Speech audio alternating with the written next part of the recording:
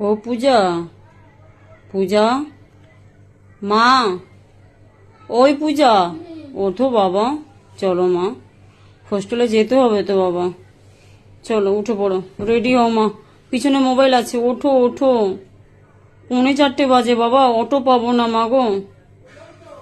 ও মা ওঠো বাবা, ও পূজা, পূজা মা তাড়াতাড়ি করো।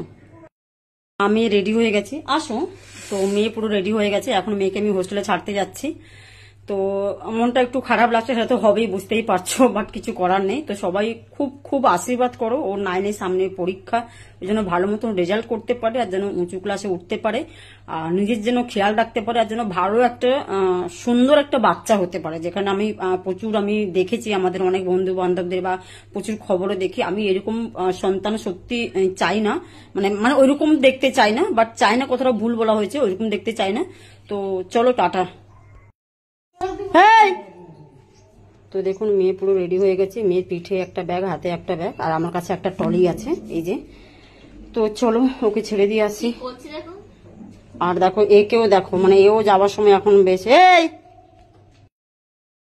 তো দেখুন ফাইনালি অটোতে উঠে পড়লাম, এটা বাড়ি থেকে অটো ধরলাম জাস্ট।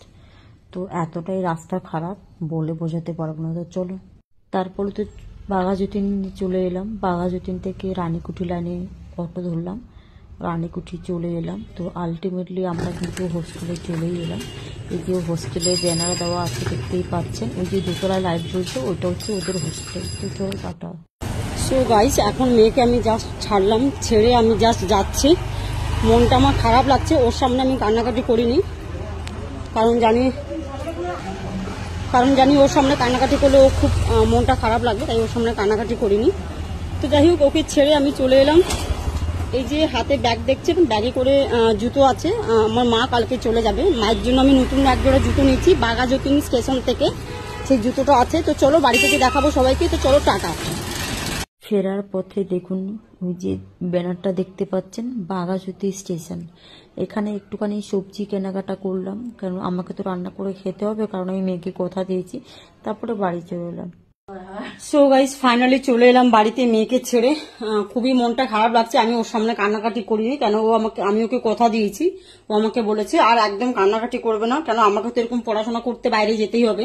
তো তার মানে কি তুমি সবসময় কান্নাকাটি করবে? তাহলে তো আমারও মন খারাপ লাগবে। যাই হোক, বাট তাও মনটা খুব খারাপ লাগছে, 1 মাস মতন ছিল, যতই হোক মা তো, ওটা তো স্বাভাবিক। তো ফাইনালি বাড়িতে চলে এসেছি আমি, আর আমি সত্যি ওকে কথা দিয়েছি যে আমি আর কোনোদিন কাঁদবো না, মন খারাপ করবো না। তো বাড়িতে আসার পথে তো আমি তো তোমাদেরকে সবাইকে ভিডিওটাকে দেখিয়েছি, টুকটুক করে যেখানে পেরেছি, যতটা পেরেছি আমি সেখান থেকে নিয়েছি। তো এখন বাড়ি থেকে দেখাচ্ছি, এই যে। তো কালকের মাও চলে যাবে, তো কি বাজার করে নিয়েছি আমি সেটা দেখাবো। এখানে কিছুই নেই, মানে 100 সিম আছে, 100 উচ্ছে আছে, আর 1/2 কিলো কুমড়ো, আর সামান্য একটু কাঁচা লঙ্কা, আর একটু 100 পটল, ব্যাস পড়ে গেছে। এই যে দেখুন, এই হচ্ছে আমার সবজি, এইটাকে আমাকে এখন চালাতে হবে। এটা হচ্ছে সবজি, বাঘাযতীন স্টেশনে ভীষণ কম দামে পেয়েছি, স্টেশন থেকে আমি নিয়ে চলে এসেছি। আর একটা জিনিস নিয়েছি, সেটা হচ্ছে আমি বাধ্য হয়েছি দেখাতে। আমার মা তো পাগল করে দিচ্ছে জুতো জুতো করে, মানে আমার কাছেই যত উনার বায়না, আর কারো কাছে বায়না নেই, মানে আমি নিজেই সব থেকে বেশি ভিখারি, অথচ আমার কাছে সব থেকে বেশি মানে বায়না। ঠিক করে বসো। এখান থেকে একটা বাটি নিয়ে যাচ্ছে আমার জননী, এই হচ্ছে আমার জননী, এখান থেকে একটা বাটি নিয়ে যাচ্ছে, ওখানে গিয়ে জল গরম করে ব্রাশ করবে, মানে আমার ছোটদার কাছে থাকে, মানে ওটা যেহেতু মা সবসময় বলে ওটা আমার স্বামীর বাস্তব। তো যাই হোক, ওখানে উনি থাকে। তো দেখাচ্ছি জুতোটা। তো একটা বাটি নিয়েছে জল গরম করে ব্রাশ করার জন্য। আমার মেয়ে বলছে, এই হচ্ছে জুতো, দেখতেই পাচ্ছেন। আমি মাকে বলছি, মানে আমি এই মায়ের জন্য এত করি, অথচ আমার মা নাকি কোনোদিন ঠিক করে দেখে না। আমি সামনে থাকতেই বলছি, আমি মানে মাকে আমি এত করে বলেছি যে তুমি যদি আমার কাছে থাকতে, কমসে কম আমার মেয়েটাকে হোস্টেলে রাখতে হতো না, মেয়েটাকে আমি ঠিক করে মানুষ করতে পারতাম। মা কোনোদিন আমার কাছে থাকবে না, অথচ কিছু দরকার হলে আমার কাছেই সবসময় আসবে। এটাই হচ্ছে আমার মা। এই হচ্ছে আমার মা। কিন্তু আমি মাকে বলেছি তুমি বেঁচে থাকো, বেঁচে থাকলে আমি দেখাবো আমি কি করে মেয়েকে মানুষ করি আর কি করে আমি আমার মেয়ের জন্য কত কি করি। এই হচ্ছে ব্যাপারটি। হয়তো আপনারা বলবেন যে মাকে দিয়ে আপনি বলছেন, না আমি সেটা একবারও বলছি না, আমি আমার কষ্টটাকে প্রকাশ করলাম। তো চলো টাটা।